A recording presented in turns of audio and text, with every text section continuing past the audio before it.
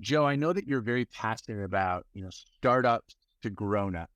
And I'd be curious how you would talk to our folks about building a cyber program for a growing startup. So I think there's like 5 or 6 things I would focus on, and that is staffing, culture, frameworks, tooling, skills, and then really I'm going to pull this out least privilege. That's super important from a startup to grown up. So like staffing, you got to get people with good attitudes. You're setting the groundwork, which you're going to build the rest of your security on, right? So this company is going to grow. You're going from startup to grown up. So set a good tone. Hire people who have the attitude of we're going to help you, right? We are here to help. We're here to enable whatever your crazy idea is. We're not going to say no. How do we do this with mitigating risk for the company? So then, get sharp people. Get a principal engineer.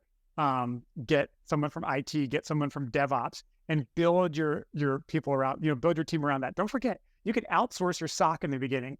Get somebody to do 24/7 outsource managed SOC. You don't want to hire for that.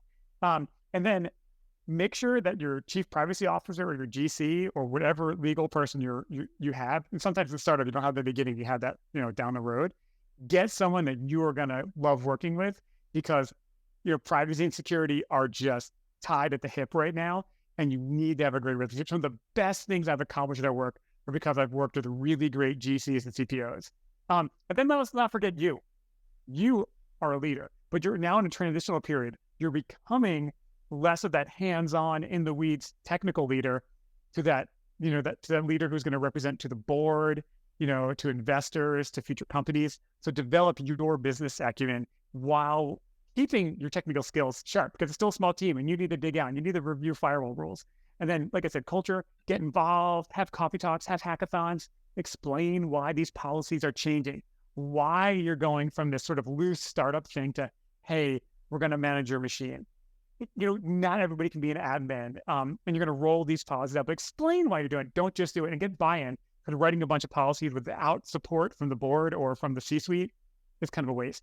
And then frameworks. I love the NIST cybersecurity framework. No time like the present to download that 120 question, Excel spreadsheet from the NIST site and start going through that, because then you can point to why you have prioritized these fixes.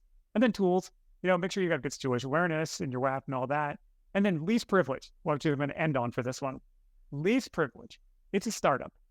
Your first hire in engineering is an admin in G Suite. Your CEO, who's never logged into G Suite, is an admin across every single system. Stop that now. Build your team, that take that control back, give people the credentials they need, and set that groundwork where you're going to have a centrally managed privilege sort of model.